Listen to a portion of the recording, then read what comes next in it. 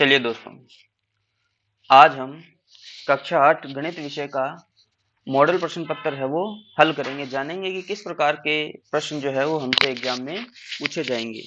ठीक है दोस्तों, तो पहला प्रश्न है कि परिमेय संख्याएं संवृत है तो कौन से गुणधर्म के प्रति संवृत है? तो ये योग, व्यवकलन और गुणन के अंतर्गत क्या होता है? संवृत गुणधर्म का पालन करती है संख्याएं। ठीक है, तो इसके अंदर सही ऑप्शन सही हो जाएगा।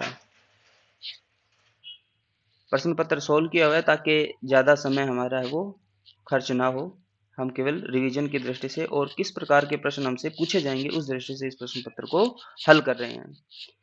फिर दूसरा प्रश्न है 8 की घात 3 की घन संख्या होगी। तो देखिए 8 की घन को हम इस रूप में लिख सकते हैं। तो 8 8 64, 64 8 512। तो द ऑप्शन हमारा सही हो जाएगा। अगला प्रश्न है कि 1000 रुपए पर 8% साधारण ब्याज से 2 वर्ष का ब्याज होगा। तो देखिए साधारण ब्याज का सूत्र आपको पता होगा, मूलधन गुणा। तो मूलधन कितना है? 1000 रुपए और दर कितनी दे रखी है? 8% और समय कितना दे रखा है? 2 और बट्टे में 100। इसको हल कर लेंगे। 80 80 दूनी 160। तो 160 रुपए हमें साधारण ब्याज के रूप में है वो 1000 रुपए पर चुकाना पड़ेगा। तो 160 रुपए ये रहा। द ऑप्शन हमारा सही हो जाएगा। अगला प्रश्न है कि एक कार 5 घंटे में 360 किलोमीटर की दूरी तय करती है। 720 किलोमीटर दूरी तय करने में लगा समय है। तो देखिए 360 किलोमीटर की दूरी है वो 5 घंटे में तय करती है। तो 1 किलोमीटर की दूरी कितने समय में तय करेगी? 5/360 में। ठीक है, फिर कह रहा है कि 720 किलोमीटर की दूरी है वो तय करने में कितना समय लगेगा? तो 5/360 गुणा 720। तो देखिए 36 से 360 से कट जाएगा 2 बार। कितना आया? 5 दूनी 10। तो 10 घंटे का समय इनको लगेगा 720 किलोमीटर दूरी तय करने में। तो द ऑप्शन हमारा सही हो जाएगा। अगला प्रश्न है कि निम्न में से द्विपदी व्यंजक है। देखिए ए जो है ये एक ही पद दिया हुआ है इस बीज व्यंजक में, तो एक पदी है ये। इसमें देखो 3 पद है तो ये त्रिपदी है। और यहाँ देखो ये द्विपदी है, 2 पद है इसमें।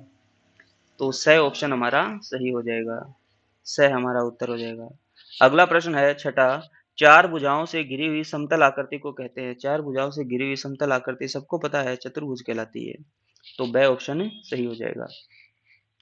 अगला जो हमारा जो रिटर्न के क्वेश्चन है उनको लिखना पड़ेगा।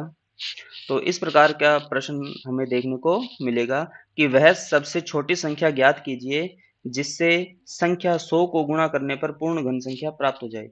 तो देखिए 100 की है ना, वह सबसे छोटी संख्या ज्ञात कीजिए जिससे 100 को गुणा करने पर पूर्ण घन संख्या प्राप्त हो जाए। तो देखिए 100 के गुणनखंड कर लेंगे और यदि और पूर्ण घन प्राप्त करने के लिए हमें 3 3 के जोड़े बनाने होते हैं। तो यहाँ देखिए 100 के गुणनखंड किया हुआ है, कितना आ रहा है? देखिए 100 के गुणनखंड करते हैं तो 2 गुणा 2 गुणा 5 गुणा 5 ये हमें प्राप्त होता है।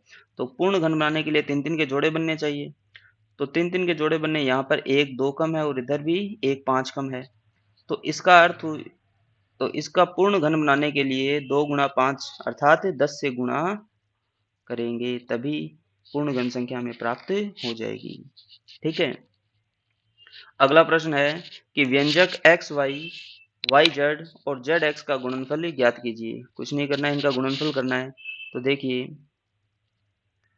एक्स वाई वाई जेड और जेड एक्स बराबर क्या लिख सकता हूँ?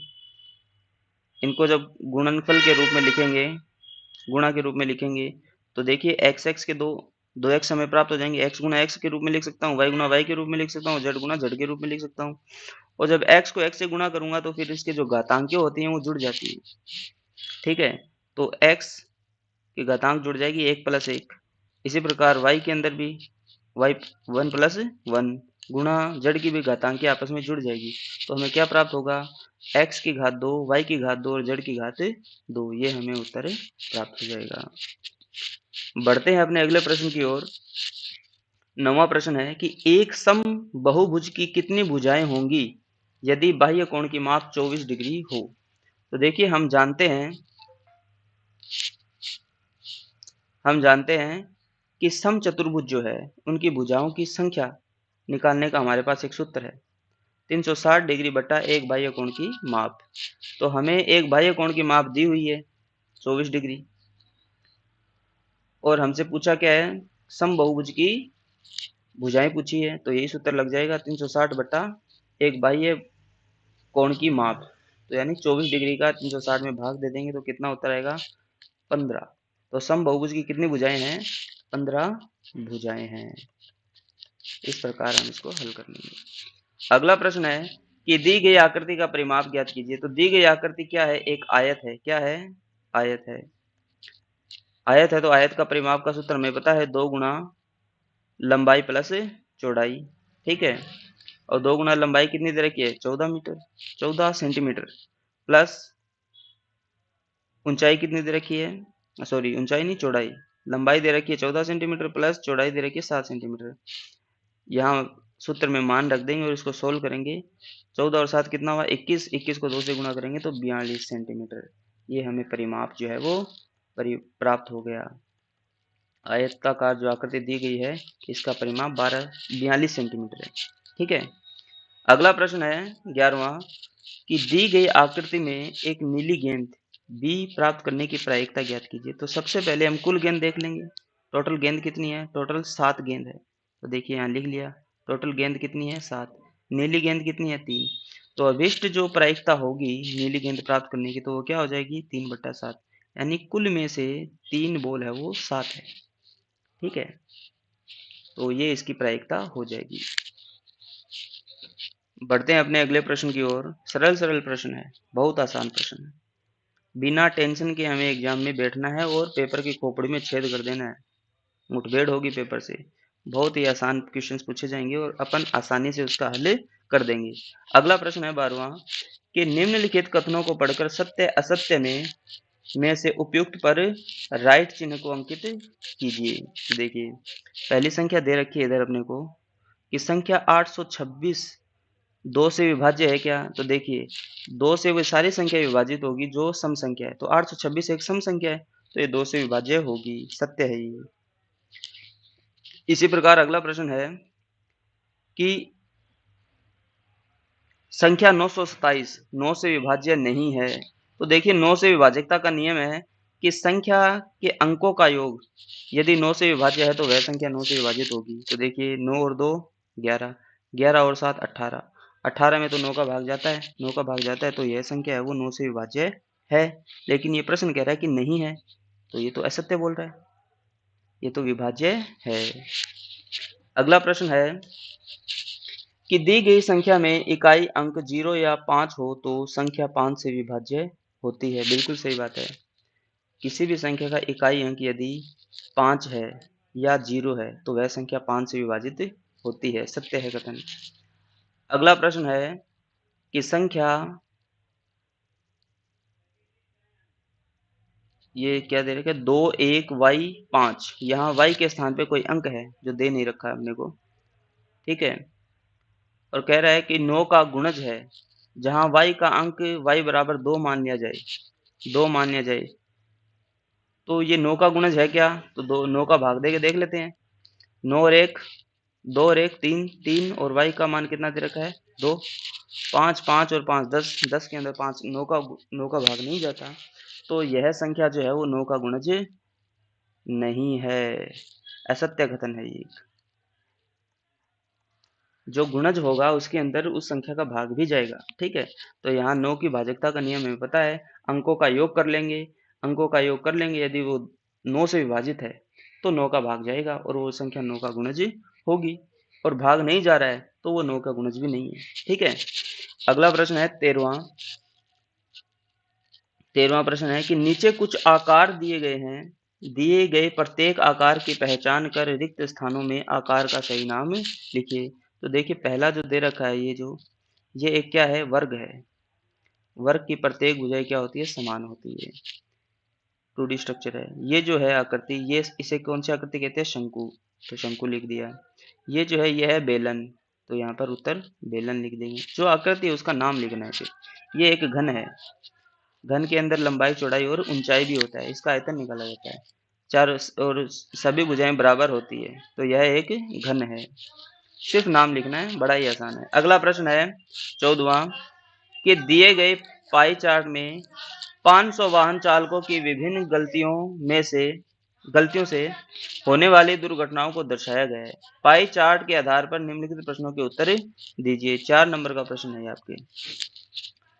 तो ये पूछ रहा है कि देखिए एक पाई चार्ट के रूप में है वो दुर्घटनाओं के कारण दे रखे हैं और टोटल 500 वाहन चालकों की गलतियों से होने वाली दुर्घटनाएं दे रखी है कि 25% अन्य कारणों से दुर्घटना होती है, 12% अचानक ब्रेक लगाने से होती है, 30% जो दुर्घटनाएं होती है वो वाहन चालक की गलती से होती है और 15% जो दुर्घटनाएं होती है वह सड़क की खराब स्थिति के कारण होती है और 18% जो दुर्घटनाएं होती है वह यातायात नियमों की अवहेलना करने से होती है और 25% जो दुर्घटनाएं तो अन्य कारणों से होती है। तो सबसे पहले जो पहला प्रश्न पूछा जा रहा है वो पूछा जा रहा है कि सबसे अधिक दुर्घटनाएं किस गलती से एवं कितनी होती है। तो सबसे अधिक प्रतिशत देख लो किसका है, वही सबसे अधिक दुर्घटनाएं इसी गलती से होती है, तो वाहन चालक की गलती से होती है। तो सबसे अधिक दुर्घटनाएं वाहन चालक की गलती से हुई है और कितनी हुई है, 30% निकाल लो। टोटल कितने पे दे रखा है, 500 पे, तो 30% निकाल लो 500 का कितना है, 150 दुर्घटनाएं जो सर्वाधिक है और किस गलती से होती है, वाहन चालक की गलती से होती है। कितनी दुर्घटनाएं होती है, 150 दुर्घटनाएं होती है। ठीक है, निकाल सकते हैं। अगला प्रश्न है कि अचानक ब्रेक लगाने और सड़क की खराब स्थिति के कारण कुल कितनी दुर्घटनाएं होती है। तो देखिए अचानक ब्रेक लगाना ये रहा और खराब स्थिति के कारण, सड़क की खराब स्थिति के कारण ये रहा, तो इन दोनों के कारण कितने प्रतिशत दुर्घटनाएं होती है, 15 और 12 को जोड़ लेंगे, अचानक ब्रेक लगाने से 12% और सड़क की खराब स्थिति के कारण 15%, तो कुल है वो 27% दुर्घटनाएं होती है। तो 27% निकाल लेंगे 500 का, कुल वाहन चालक की गलती से 500 ही हो रही है ना, तो इसका 27% निकाल लेंगे, तो इन दोनों गलतियों के कारण होने वाली दुर्घटनाएं की है वो संख्या आ जाएगी। तो टोटल कितनी आ रही है, 135 दुर्घटनाएं जो है वह अचानक ब्रेक लगाने से और सड़क की खराब स्थिति होने से होने वाली दुर्घटनाएं है। बढ़ते हैं अपने अगले प्रश्न की ओर। अगला प्रश्न है 15वां कि एक समांतर चतुर्भुज RING रिंग दिया गया है, RING दिया गया है, परिभाषाओं व गुणधर्मों के आधार पर रिक्त स्थानों की पूर्ति कीजिए। तो देखिए समांतर चतुर्भुज ये दिया गया है RING, ये एक समांतर चतुर्भुज है। इन गुणधर्म और परिभाषाओं के आधार पर उत्तर लिखने हैं। तो RG बराबर होगा किसके, ये देखो RG, ये RG है, किसके बराबर होगा, तो समांतर भुजाएं, जो सम्मुख भुजाएं समांतर और बराबर होती है समांतर चतुर्भुज में, तो किसके बराबर होगा, IN के बराबर होगा। ठीक है, IN, ये उत्तर सही हो जाएगा। दूसरा दे रखा है कि कोण GRI किसके बराबर होगा, RIN के नहीं, या ING के, इसके बराबर होगा। ये कोण इसके बराबर होगा, क्यों होगा, क्योंकि सम्मुख कोण बराबर होते हैं। क्या होते हैं, सम्मुख कोण बराबर होते हैं समांतर चतुर्भुज में। ठीक है, इस कारण से ये सम्मुख कोण के बराबर होगा। अगला दे रखा है तीसरा कि ON है, ये देखो ON बराबर होगा किसके, ON है वो इसके बराबर होगा, OR के बराबर होगा। तो OR कहाँ है, ये रहा, OR के बराबर होगा, क्योंकि जो विकिरण है वो समद्विभाजित करते हैं, विकर्ण क्या करते हैं, समद्विभाजित करते हैं, इस कारण से है वो ON बराबर होगा OR के। ठीक है, यहाँ OR आ जाएगा उत्तर। अगला प्रश्न है चौथा कि कोण R प्लस कोण I, ये देखिए कोण R प्लस कोण I, ये क्या होंगे, 180 डिग्री। बिल्कुल, समांतर चतुर्भुज के अंदर आसन्न कोण जो होते हैं, आसन्न कोणों का योग कितना होता है, ये दोनों कोण कौन से कोण है, आसन्न कोण है, तो आसन्न कोणों का योग कितना होता है, आसन्न कोणों का योग 180 डिग्री होता है। ठीक है, तो 180 डिग्री यहाँ पर उत्तर हो जाएगा। अगला प्रश्न है 16वां कि किसी समकोण त्रिभुज, लघुतरात्मक प्रश्न है, 4 नंबर का प्रश्न है ये, किसी समकोण त्रिभुज ABC में कोण बी जो है वो 90 डिग्री है। यदि ए बी बराबर, जो देखिए इस प्रकार एक त्रिभुज बना लेंगे जिसमें कोण बी क्या होगा, 90 डिग्री होगा। ठीक है, ये 90 डिग्री का कोण है।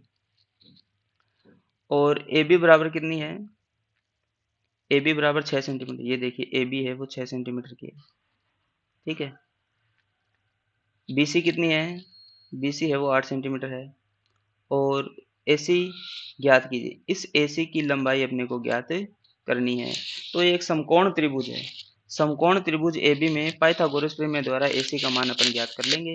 पाइथागोरस प्रमेय हमें ध्यान है, A C square is equal to A B square plus B C square. इसके अंदर मान लिख लेंगे, ए सी हमें निकालना है, तो A C square is equal to A B का मान हमें दे रखा है 6 सेंटीमीटर। तो 6 इसकी स्क्वायर कर लेंगे, 6 की घात 2 plus B C square, B C कितनी 8, तो 8 स्क्वायर 8 यानी 8 की घात 2। तो ए सी का मान निकाल लेंगे। तो देखिए 6 की घात 2 को हल करेंगे तो कितना आएगा, 6 चक 36, और 8 स्क्वायर को हल करेंगे तो 64, 64 और 36 को जोड़ेंगे तो 100 आएगा। और यहाँ का स्क्वायर है, स्क्वायर को हटाएंगे तो इधर वर्गमूल लग जाएगा। तो 100 का वर्गमूल निकालेंगे तो कितना उत्तर आएगा, 100। तो एसी की माप हमारे पास आ जाएगी, कितनी आई, एसी आ गई 10 सेंटीमीटर। ये हमारा उत्तर हो जाएगा। इसी प्रकार एक ऑप्शन, एक दूसरा उत्तर प्रश्न दे रखा है बी, यदि AC बराबर 13 सेंटीमीटर। ये देखिए AC दे रखा है इसमें 13 सेंटीमीटर। दो क्वेश्चन है इस प्रश्न के अंदर, ए और बी। ए पार्ट को हमने सोल्व कर लिया, बी पार्ट को देख रहे हैं। AC हमें 13 सेंटीमीटर दे रखी है, कोण बी तो है वो पहले ही बता दिया कि 90 डिग्री का है। ठीक है, तो ये कोण 90 डिग्री का है। AC 13 सेंटीमीटर दे रखा है, BC बराबर अपने को 5 सेंटीमीटर दे रखा है। ये देखिए BC अपने को 5 सेंटीमीटर दे रखा है। और हमें AB है वो पूछ रहा है, ये देखिए AB ज्ञात करना है। तो AB की लंबाई अपने को ज्ञात करनी है। तो फिर से वही पाइथागोरस प्रमेय द्वारा इस त्रिभुज में प्रमेय लगा करके अपन AB का मान है वो ज्ञात कर लेंगे। कैसे, समकोण त्रिभुज ABC में पाइथागोरस प्रमेय द्वारा AC बराबर AC square is equal to AB square plus BC square. AC square is equal to A B square plus B C square. ठीक है, ए सी कितना देगा है 13, तो 13 की square is equal to A B कितना दे रखा है, ए बी हमें को पूछा है, दे नहीं रखा, तो ए बी स्क्वायर ही रख देंगे। प्लस बी सी कितना दे रखा है 5 सेंटीमीटर, तो बी सी 5 सेंटीमीटर तो 5 की स्क्वायर कर देंगे। ठीक है, अब देखिए 13 की स्क्वायर को हल करेंगे कितना आएगा 169। ए बी स्क्वायर को ए बी स्क्वायर ही रख देंगे। 5 की स्क्वायर को हल करेंगे तो कितना आएगा 25 आएगा। अब देखिए ए बी स्क्वायर का मान निकालना है अपने को, तो 25 को बराबर के इस ओर ले जाऊं तो इसको इस रूप में लिख सकता हूं मैं, A B square is equal to 169 minus 25। 169 में से 25 को घटाएंगे तो आएगा 144। अब देखो स्क्वायर को हटाएंगे तो इसके ऊपर वर्गमूल का चिन्ह लग जाएगा। तो ए बी का मान निकालेंगे तो 144 का वर्गमूल निकालेंगे। 144 का वर्गमूल कितना होता है 12। तो ए बी की लंबाई कितनी आ गई 12 सेंटीमीटर।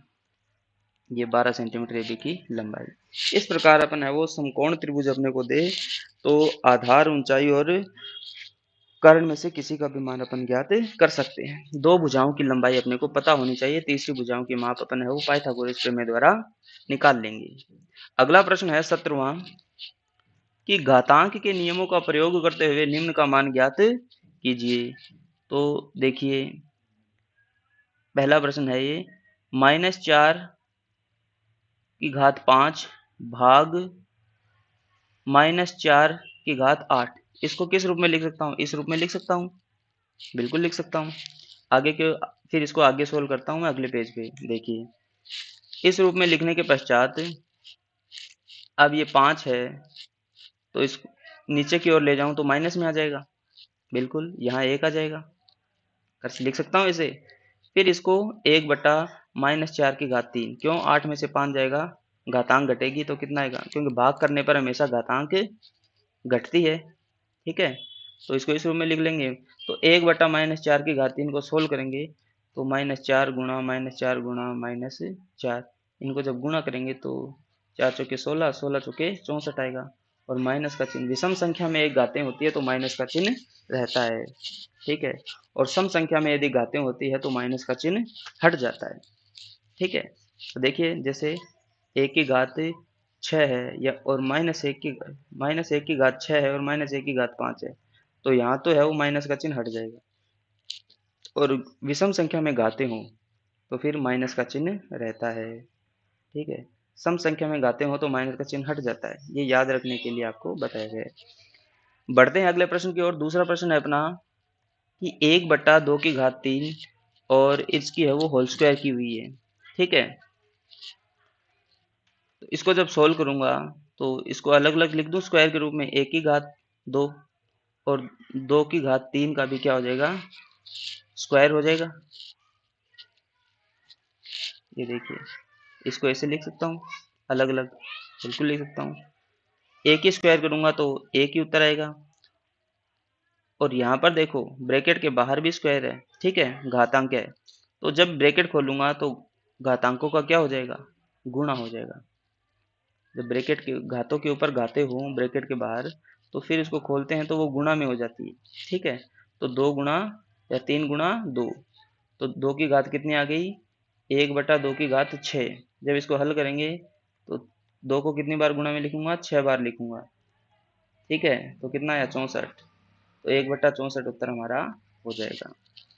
अगला प्रश्न है 18वां कि माइनस का 2/11, माइनस का 5/11 और माइनस का 9/11 को संख्या रेखा पर निरूपित करनी है। तो यहाँ पर मैं एक संख्या रेखा बना लेता हूँ, बनी हुई है यहाँ पे देखिए, और चूंकि सारी ये परिमेय संख्याएं हैं और माइनस के अंदर है, तो ऋणात्मक भाव आपको पता है संख्या रेखा पर 0 से बाईं ओर चलने पर ऋणात्मक संख्या प्राप्त होती है अपने को, और दाईं ओर धनात्मक संख्या प्राप्त होती है।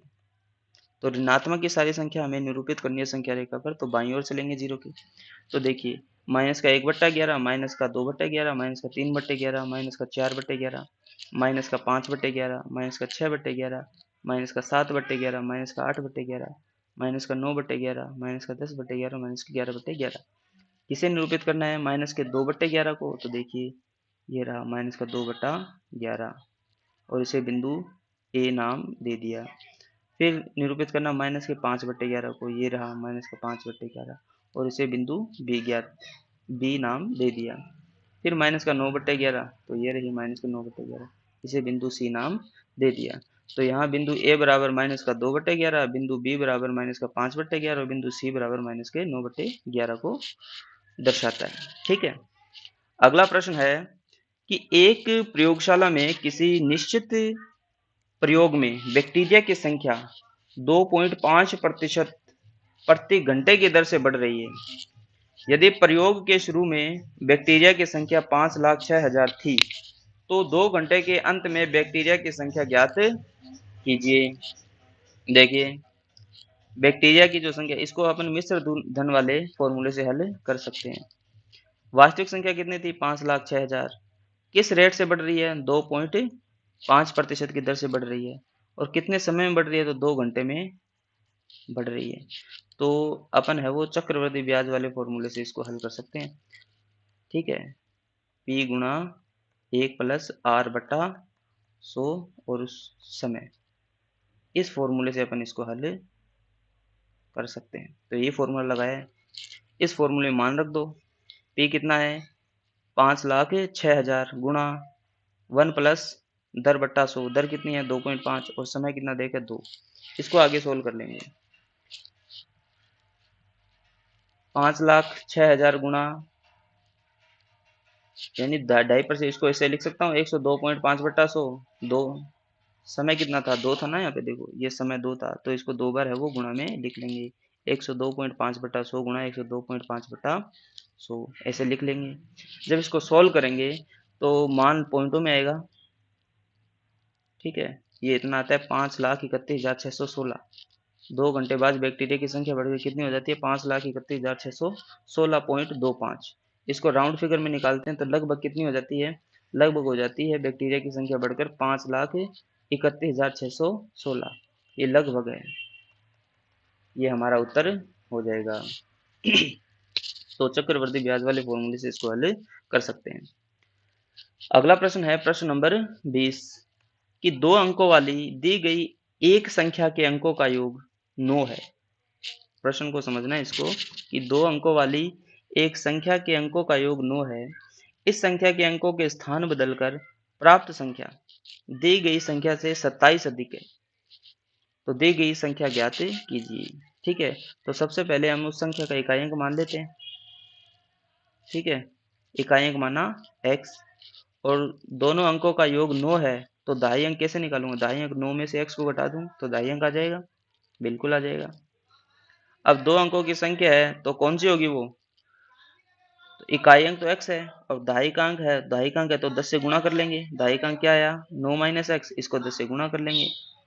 तो ये वो दो अंकों वाली संख्या है। इसको सोल्व करेंगे तो आएगा, देखिए 10 को मैं 9 से गुणा करूंगा तो 90, और 10 को जब x से माइनस के x से गुणा करूंगा तो माइनस का 10x। ठीक है, माइनस का 10x और प्लस का x, इसको सोल्व करूंगा तो उत्तर, तो हमारी वो संख्या आ जाएगी 90 माइनस 9x। ठीक है, अब स्थान बदलने पर, यहाँ देखो कह रहा है ना, स्थान बदलने पर, स्थान बदल देंगे तो दहाइकांक जो है वो इकाइकांक हो जाएगा, तो इकाइकांक था वो दहाइकांक बन जाएगा। तो इकाइकांक जब दहाइकांक हो जाए तो इसको 10 से गुणा कर लेंगे, तभी तो दहाइकांक बनेगा वो।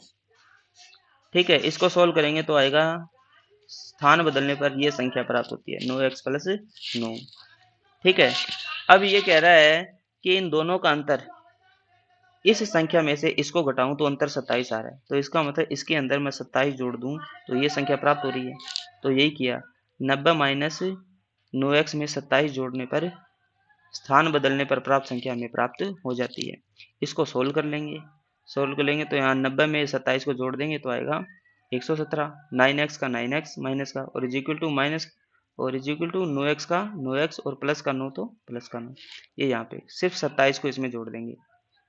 ठीक है, अब देखिए क्या किया, x एक्स संख्या को बराबर के एक तरफ ले लिया, ये माइनस का 9x पहले से था।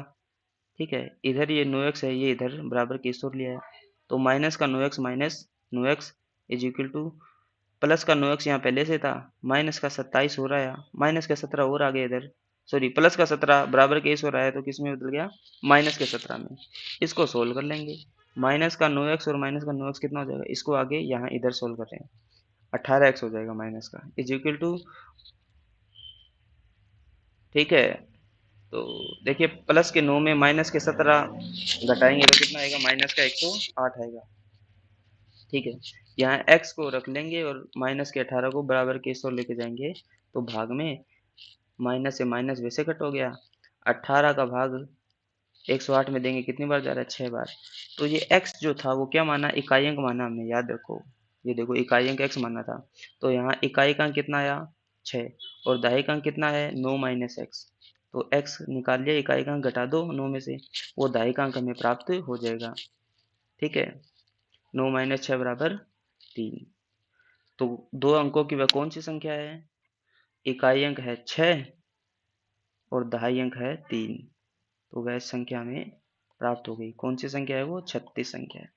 तो इस प्रकार के प्रश्न भी आपसे पूछे जाएंगे। थोड़ा सा टिपिकल है, टिपिकल भी क्या है, ध्यान देने योग्य है बस इस प्रश्न पे थोड़ा, कि इकाई अंक मानना है, कि जो योग बता रहा है तो दहाई अंक निकालना है, तो 10 से गुणा करना है और 9 में से इकाई अंक को घटा दो। ठीक है, फिर स्थान बदल दो, फिर सिंपल मैथमेटिक्स से उसको सोल्व कर लेंगे तो हमारा हमारा उत्तर निकल जाएगा। अगला प्रश्न है 21वां, कि किसी सॉफ्ट ड्रिंक फैक्ट्री में एक मशीन 840 बोतलें 6 घंटे में भरती है। 840 बोतलें कितने घंटे में भर रही है? 6 घंटे में भरती है। वह मशीन 5 घंटे में कितनी बोतलें भरेगी? तो देखिए, माना 5 घंटे में x बोतलें भरेगी, x, तो अनुपात के रूप में लिख लेंगे, समय घंटों में अनुपात बोतलें जो भरती है, तो 6 घंटे में कितनी बोतलें भरी जा रही है? 6 घंटे में बोतलें भरी जा रही है 840, ऐसे लिख सकता हूँ। 5 घंटे में बोतलें भरी जाएगी x। ठीक है, अब देखिए यहाँ घंटे कम कर दिए, 6 से 5 घंटे आए तो बोतलों की संख्या भी कम होगी, सीधा संबंध बन रहा है। ठीक है, यानी समानुपात का संबंध बन रहा है। तो इसका आगे सॉल्यूशन इधर कर रहा हूँ मैं, यहाँ सीधा संबंध बनता है या समानुपात की स्थिति बन रही है, तो इसको ऐसे लिख सकता हूँ, 6 अनुपात 840 और समानुपात 5 अनुपात x। इसको 6 अनुपात 840 को 6 बट्टा 840 लिख सकता हूँ, समानुपात का मतलब बराबर होता है तो बराबर का चिन्ह, और 5 अनुपात x को 5 बट्टा x लिख सकता हूँ। वज्र गुणा करके हल कर लेंगे, यहाँ पे वज्र गुणा करने पर तो x का मान निकल जाएगा, कितनी बोतलें आएगी? 700। तो 5 घंटे में कितनी बोतलें भरी जाएगी? 700 बोतलें मशीनों द्वारा भरी जाएगी। ठीक है, इस प्रकार अपन इसका हल निकाल लेंगे। अगला प्रश्न है कि बहुभुज ए बी सी डी ई को विभिन्न भागों में बांटा गया है। बिल्कुल क्षेत्रमिति वाला प्रश्न है। जैसा कि आकृति में दर्शाया गया है, यदि A D 8 centimetre, A H, A D देखो ये है, यहाँ से यहाँ तक की दूरी। तो देखिए ए डी अपने को यहाँ पे दे रखा है 8 सेंटीमीटर। ए एच कितना है? ए एच यहाँ से यहाँ तक ए एच दे रखा है अपने को, ए डी बराबर 8 सेंटीमीटर। ए एच बराबर अपने को दे रखा है 6 सेंटीमीटर। और ए जी कितना दे रखा है अपने को? ए जी दे रखा है अपने को 4 सेंटीमीटर। और ए एफ दे रखा है 3 सेंटीमीटर। अब देखिए यहाँ देखने लायक बात यह है कि इनकी भुजाओं की माप अपने पास होनी चाहिए। टोटल पूरी ए डी है वो 8 दे रखी है, ए एफ है वो 3 दे रखी है, और ए जी कितनी दे रखी है? 4। तो एफ जी कितनी होगी? एफ जी होगी 1 सेंटीमीटर। ठीक है, और ए और जी जब 4 सेंटीमीटर दे रखी है और ए एच है वो 6 सेंटीमीटर, तो जी एच कितनी होगी? जी एच होगी 2 सेंटीमीटर। ठीक है, ए डी 8 सेंटीमीटर और ए एच 6 सेंटीमीटर, तो एच डी कितनी होगी? 2 सेंटीमीटर, ये ध्यान रखना है। और बी एफ की वैल्यू अपने को दे रखी है, बी एफ दे रखी है 2 सेंटीमीटर। ये देखो ये दे रखी है 2 सेंटीमीटर की भुजा, ये एच है यहाँ पे। ठीक है, थोड़ा सा गड़बड़ हो रहा है, गड़बड़ तो क्या, थोड़ा सा ध्यान रखना, ये एच है। ठीक है, और सी एच जो दे रखा है वो कितनी दे रखा है? 3 सेंटीमीटर, तो सी एच 3 सेंटीमीटर दे रखा है, और एच डी है वो 2 सेंटीमीटर निकाल लेंगे अपन। तो इस प्रकार है वो इनको अलग अलग आकृति में बांट करके संपूर्ण आकृति का है वो क्षेत्रफल अपन ज्ञात कर सकते हैं। तो देखिए बहुभुज A B C D E F का क्षेत्रफल जो है इज इक्वल टू त्रिभुज ए बी सी का क्षेत्रफल। देखिए त्रिभुज ए बी सी, ये त्रिभुज ए बी सी हो जाएगा, और ये एक समलंब चतुर्भुज होएगा बी सी एच एफ, ये एक समलंब चतुर्भुज होएगा 2 नंबर पे, और ये फिर एक त्रिभुज हो गया, और यहाँ पर ए डी ई जो है ये पूरा एक त्रिभुज हो जाएगा, त्रिभुज है ये। ठीक है, तो इस प्रकार इनको त्रिभुजों में बांट करके अपन हल कर लेंगे। तो देखिए त्रिभुज, इसको 1 सेकंड रुकिए आप।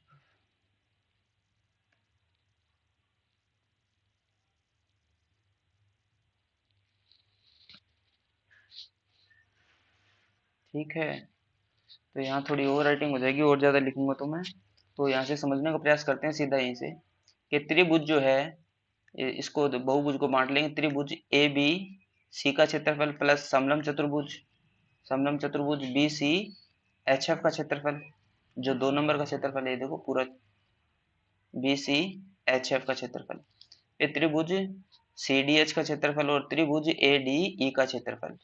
इन सब के क्षेत्रफल निकाल करके जोड़ लेंगे तो इस संपूर्ण आकृति का क्षेत्रफल हमें प्राप्त हो जाएगा।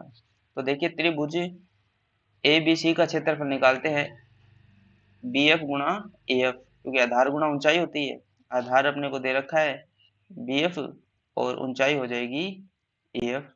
ठीक है, बी एफ कितना है? बी एफ दे रखा है 2 सेंटीमीटर, ए एफ दे रखा है 3 सेंटीमीटर। तो इसको सोल्व कर लेंगे, 2 से 2 कट जाएगा, 3 आ जाएगा। इसी प्रकार समलंब चतुर्भुज का क्षेत्रफल है वो लगा देंगे समांतर भुजाओं का योग और समांतर भुजाओं के बीच की दूरी जो है एफ एच के बराबर हो जाएगी। बी एफ दे रखा है 2 सेंटीमीटर, सी एफ दे रखा है 3 सेंटीमीटर, और बी समांतर भुजाओं के बीच की दूरी जो है वो दे रखी है 3 सेंटीमीटर। तो 2 और 3 5, 5 को 3 से गुणा करेंगे तो 15, तो 1/2 गुणा 15, फिर प्लस का प्लस, त्रिभुज सी डी एच का क्षेत्रफल, वही सूत्र लग जाएगा 1/2 आधार गुणा ऊंचाई, 3 गुणा 2, 2 से 2 कट जाएगा, उत्तर आ जाएगा 3। ठीक है, फिर प्लस के अंदर फिर त्रिभुज दे रखा है ए डी ई का क्षेत्रफल। ए डी अपने को दे रखी है 8 सेंटीमीटर, और ऊंचाई दे रखी है जी ई 2.5 सेंटीमीटर। इनको गुणा कर लेंगे, 2 से 8 कट जाएगा 4 बार, और 4 को जब 2.5 से गुणा करेंगे तब आएगा 10। इन सारे क्षेत्रफल को जोड़ लेंगे तो आएगा 23.5 वर्ग सेंटीमीटर। चूंकि क्षेत्रफल है तो वर्ग सेंटीमीटर में निकलेगा, वर्ग सेंटीमीटर, क्योंकि सेंटीमीटर में दे रखी है दूरियां भुजाओं की। ठीक है, अगला प्रश्न है 23 कि निम्नलिखित व्यंजकों के गुणनखंड कीजिए। तो यहाँ पर मैं पहले दो व्यंजकों के गुणनखंड कर रहा हूँ। पहला है 7x माइनस 42, तो इसको 7x के गुणनखंड हम करेंगे तो आएगा 7 गुणा x, और 42 के गुणनखंड करने पे हमें प्राप्त होगा 42 इज इक्वल टू 2 गुणा 3 गुणा 7। तो इसको गुणनखंड के रूप में लिख लेंगे, 7x के स्थान पे लिख लेंगे 7 गुणा x, माइनस का माइनस, और 42 के स्थान पे लिख लेंगे 2 गुणा 3 गुणा 7। अब देखिए दोनों पदों के अंदर, गुणनखंडों के अंदर पदों के गुणनखंड जब हमने किया है तो हमें सारे गुणनखंड दोनों पदों के अंदर 7 है वो कॉमन है, तो 7 को बाहर ले लेंगे और बाकी जो अंदर बच जाएगा, अंदर x बच गया माइनस 2 गुणा 3 बच गया, 2 गुणा 3 को हल करेंगे तो 6, तो उत्तर आ जाएगा 7 गुणा ब्रैकेट x माइनस 6, ये हमारा उत्तर हो जाएगा। अगला जो हमारा ये देखिए व्यंजक है उसके गुणनखंड है 6p माइनस 12q, तो इसको हमने लिया 6p के गुणनखंड करते हैं यहाँ पे 2 गुणा 3 गुणा p, और 12q के गुणनखंड करते हैं तो 2 गुणा 2 गुणा 3 गुणा q के रूप में हमें प्राप्त होते हैं। इनको गुणनखंडों के रूप में लिख देते हैं। सारा गुणनखंड 2 गुणा 3 आता है, दोनों पदों के अंदर देखिए 2 गुणा 3 यहाँ भी है और 2 गुणा 3 यहाँ भी है, उनको कॉमन ले लेते हैं, बाहर ले लेते हैं, जो अंदर बच गया क्या बचा p minus 2q is equal to 2 को 3 से गुणा करेंगे 6, अंदर ब्रैकेट के अंदर p माइनस 2q। तो इस प्रकार हम जो है वो गुणनखंड प्राप्त कर लेंगे, सोल्व करना है सीरीज को।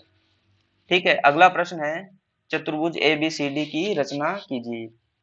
तो देखिए हमारे पास यहाँ पर भुजाओं की माप दे रखी है, AB बराबर 4.5 सेंटीमीटर, BC बराबर 5.5 सेंटीमीटर, CD बराबर 4 सेंटीमीटर, और AD बराबर 6 सेंटीमीटर, और AC बराबर 7 सेंटीमीटर। अथवा के अंदर एक और चतुर्भुज है MORE, इसकी रचना भी कर सकते हो, लेकिन यहाँ पे हमने इसी चतुर्भुज की रचना की है ABCD की। ठीक है, ABCD की रचना की है। तो सबसे पहले हम क्या करेंगे, ACDE की एक ACD की अपन चतुर्भुज की कच्ची आकृति प्राप्त कर लेते हैं। तो सर्वप्रथम चतुर्भुज ABCD की कच्ची आकृति बनाते हैं। इसके पश्चात रचना के बाद सर्वप्रथम हम AC खींचते हैं 7 सेंटीमीटर लंबाई की रूलर की सहायता से। फिर A को केंद्र मान करके, AB है ना, AB 4.5 सेंटीमीटर, तो AB की त्रिज्या का एक प्रकार खोलते हैं, A को केंद्र मान करके AC के नीचे की ओर एक चाप लगाते हैं। ठीक है, और फिर BC कितना दे रखा है, BC दे रखा है 5.5। फिर B को केंद्र मानकर प्रकार के नुकीले सिरे को B पर रखते हैं और एक चाप AC के नीचे की ओर काटते हैं। दोनों चाप जहां आपस में काटते हैं वह बिंदु B, बिंदु B को हम A और C से मिलाते हैं। ठीक है, फिर इसी प्रकार AD 6 सेंटीमीटर का 6 सेंटीमीटर त्रिज्या का प्रकार खोलते हैं, बिंदु A को केंद्र मानकर या बिंदु A पर प्रकार का नुकीला सिरा रखकर क्या करते हैं, A को केंद्र मानकर 6 सेंटीमीटर की त्रिज्या का एक चाप AC के ऊपर लगाते हैं। इसी प्रकार C को केंद्र मानकर 4 सेंटीमीटर त्रिज्या का प्रकार खोलते हैं और चाप लगाते हैं। दोनों चाप जहां काटते हैं वह बिंदु D, बिंदु D को A तथा C से मिलाते हैं। इस प्रकार एक वांछित चतुर्भुज ABCD की रचना हुई। इस प्रकार में रचना के पद लिखने हैं। जैसे जैसे हम बना रहे हैं वही बातें अपने को शब्दों के माध्यम से लिखनी है, यही हमारे रचना के पद होते हैं। अगला प्रश्न, इस प्रकार के प्रश्न आपको एग्जाम में देखने को निश्चित तौर पे मिलेंगे। ठीक है बच्चों, तो तैयारी करके जाना, कम से कम 6 नंबर का प्रश्न है ये, ध्यान से तैयारी करना। अगला प्रश्न है ग्राफ से संबंधित, बहुत ही आसान है। दी गई तालिका के अनुसार जमा धन और साधारण ब्याज के बीच में अपने को क्या करना है, ग्राफ खींचना है। और कैसा ग्राफ है, सरल रेखीय, एक रेखिक आलेख हमें प्राप्त होगा। तो एक्स अक्ष पे हमने है वो जमा धनराशि, ये देखिए सारणी में दे रखी है, ये जमा धनराशि और ये ब्याज। तो जमा धनराशि को मैंने एक्स अक्ष पे ले लिया है, ठीक है, और ब्याज को मैंने वाई अक्ष पे ले लिया है, वाई अक्ष पे ब्याज को ले लिया है। और यहाँ है वो 2000 का अंतर लिया, ठीक है, 2000, 4000, 6000, 10,000, 8000 और 10,000 इधर ब्याज लिए और 10 रुपए का अंतर है वो चलता जा रहा है। यहाँ अंतर है वो समान आना चाहिए एक्स अक्ष और वाई अक्ष पे, अपने मर्जी से मत ले लेना, ध्यान रखना। ठीक है, अब देखो 2000 रुपए पे कितने ब्याज प्राप्त हुआ हमने को, 2000 रुपए 20 रुपए ब्याज, दोनों जहां काटते हैं वह बिंदु ए, तो देखो ये बिंदु ए आ गया। इसी प्रकार 4000 रुपए पर साधारण ब्याज कितना प्राप्त होता है, 40 रुपए। तो दोनों जहां काट रहे हैं वह बिंदु बी। ठीक है, इसी प्रकार 6,000 रुपए पर कितना ब्याज प्राप्त होता है अपने को? 60 रुपए। ये देखिए 60 रुपए अपने को प्राप्त हो रहे हैं, ये बिंदु सी। इसी प्रकार 8,000 रुपए पे कितना ब्याज प्राप्त हो रहा है? 8,000 रुपए पे अपने को 80 रुपए प्राप्त हो रहे हैं। इसी प्रकार 10,000 रुपए पर 100 रुपए हमें ब्याज के तौर पे प्राप्त होते हैं। ठीक है, इनको मिला लेंगे। ये चूंकि ग्राफ नहीं है तो मैंने कोशिश की है कि आपके लिए बना के ले। फिर इन बिंदुओं को मिलाते हुए एक रेखा खींचते हैं तो एक सरल रेखा हमें प्राप्त होती है। अतः ये एक रेखिक आलेख है। इनको बिंदु ए बी सी डी के तौर पे अपने वो नाम दे देते हैं और इनके साथ में निर्देशांक भी लिख देते हैं, पहला एक्स एक्स का और फिर वाई एक्स का। 2,000 पे 20 रुपए ब्याज और 4,000 पे 40 रुपए ब्याज। ठीक है, निर्देशांक के तौर पे लिख देते हैं, इनको मिला देते हैं, एक सरल रेखा आ जाती है। अब महत्वपूर्ण बात है यहाँ पर है पैमाना लिखना। तो एक्स एक्स पे मैंने क्या माना? एक्स एक्स पर एक बड़ा खाना